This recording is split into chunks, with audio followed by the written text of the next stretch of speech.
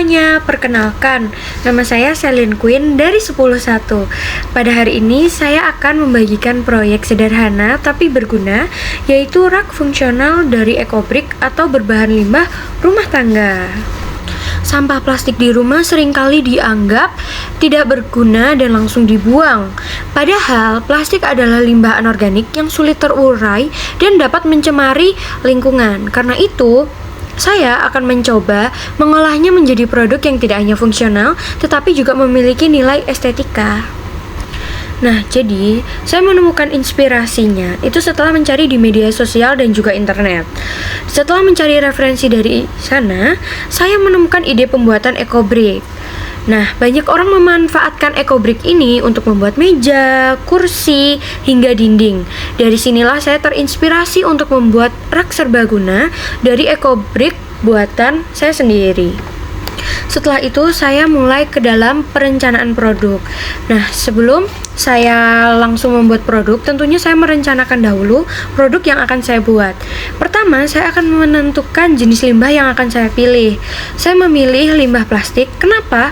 Karena limbah plastik itu sangat sering kita temukan, tidak hanya di lingkungan sekitar kita, bahkan lingkungan yang sering kita datengin, dimanapun berada pasti ada plastik. Setelah memilih jenis limbah apa yang akan saya gunakan, saya lanjut ke dalam produk yang dirancang, di mana saya akan merancang produk rak serbaguna dari limbah plastik, kertas, dan juga kardus bekas.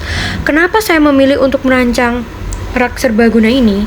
Karena rak ini berguna untuk menyimpan barang, dia juga kuat dan juga mudah untuk dibuat dengan bahan-bahan yang mudah ditemukan di sekitar kita.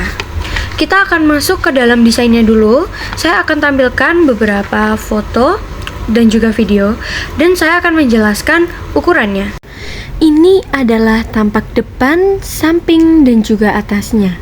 Untuk ukurannya, tingginya adalah 50 cm, panjangnya 45 cm, dan lebarnya 32 cm. Selanjutnya, saya akan membahas biaya produksinya. Mulai dari bahan yang pertama, yaitu botol plastik. Saya membutuhkan sekitar 8 botol dengan estimasi biaya Rp0, karena botol plastik ini banyak saya temukan di rumah saya.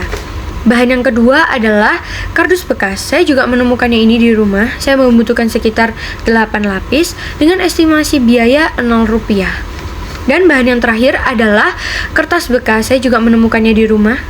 Bekas membungkus kado. Estimasi biayanya juga Rp0 dan saya membutuhkan sekitar 10 lembar. Jadi, total biaya dari biaya produksi ini adalah Rp0 karena saya benar-benar memakai bahan yang ada di rumah. Selanjutnya adalah proses produksi. Tentunya pertama kita akan pengumpulan bahan dulu. Saya mengumpulkan botol plastik, 8 botol plastik dengan ukuran 600 ml, kertas-kertas bekas, dan juga kardus. Nah, kondisi awalnya ini untuk yang botol plastik itu tuh awalnya masih ada airnya, jadi saya cuci dulu supaya lebih bersih. Kalau untuk kondisi kertas dan juga kardusnya itu sedikit berdebu, jadi saya bersihkan dengan tisu. Nah, sekarang kita akan masuk nih ke dalam proses pembuatan. Pertama, lapisi botol plastik dengan kertas supaya lebih estetis. Lalu kita bisa melapisi 4 lapisan kardus dengan kertas bekas. Tumpuk dan letakkan kardus di atas botol dengan proporsional. Lalu kita bisa mengulangi langkah yang telah saya sebutkan sebelumnya untuk membuat tingkatan baru.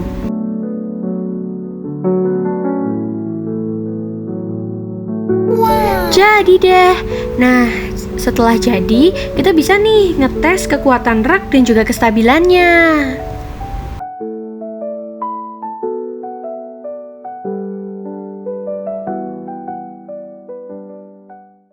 Nah, setelah menonton proses pembuatan produknya, sekarang saya akan masuk ke dalam uji coba dan juga evaluasi. Jadi yang pertama, saya akan masuk ke dalam pengujian kualitas. Saya menggunakan 3 pengujian, yaitu uji beban, uji kestabilan, dan yang terakhir adalah uji fungsional. Nah, untuk yang pertama adalah uji beban. Rak itu mampu menopang 2-3 kg tanpa goyah. selanjutnya adalah uji kestabilan. Nah, raknya ini tidak mudah roboh meskipun digeser dengan ringan. Jadi, raknya ini lumayan kuat. Lalu yang terakhir adalah uji fungsional. Nah, rak ini bisa digunakan untuk menyimpan buku, kotak pensil, alat tulis, botol minum, dan lain-lain. Nah, selanjutnya saya akan masuk ke dalam perhitungan biaya produksi dan juga potensi nilai jual. Untuk biaya produksinya, saya memperoleh biaya produksi senilai Rp0 karena saya menggunakan limbah rumah tangga yang saya punya di rumah. Lalu untuk potensi harga jualnya yaitu sekitar Rp20.000 hingga Rp25.000. Nah, sekarang kita akan masuk ke dalam survei konsumen. Ini adalah survei konsumennya. Secara keseluruhan, berdasarkan hasil survei di atas, survei ini menunjukkan respon positif terhadap rak EcoBrick yang telah saya buat. Produk ini dinilai fungsional, ramah lingkungan, dan menarik dengan mendapatkan rata-rata nilai 9,6. Tidak terasa kita sudah sampai di penghujung video. Nah, sekarang saya akan menyampaikan refleksi saya dari proyek ini. Jadi melalui proyek ini saya belajar bahwa penting sekali mengelola sampah, terutama sampah plastik. Ternyata dengan ide sederhana seperti membuat EcoBrick, kita bisa berkontribusi pada pelestarian lingkungan. Selain itu, saya juga belajar cara merancang, membuat, dan juga menjual produk ramah lingkungan dengan biaya murah namun berfungsi dengan baik.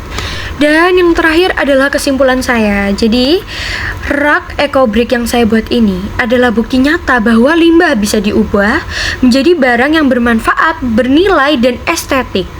Proyek ini cocok untuk diterapkan sebagai edukasi pengelolaan limbah plastik atau limbah lainnya secara kreatif. Sebelum saya menutup video ini, saya mempunyai pantun nih. Plastik nyasar ke bawah ranjang, kirain hantu, kantong belanja. Sampai di sini, makasih sayang. Sayang apa? Sayangilah lingkungan sekitar Anda. Sekian dan terima kasih.